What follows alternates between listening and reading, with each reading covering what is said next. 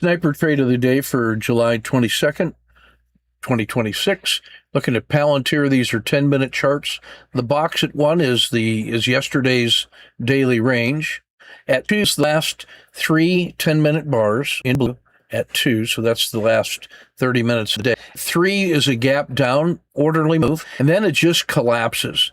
And that far down the stack on the opening range 10, that was the worst thing performed.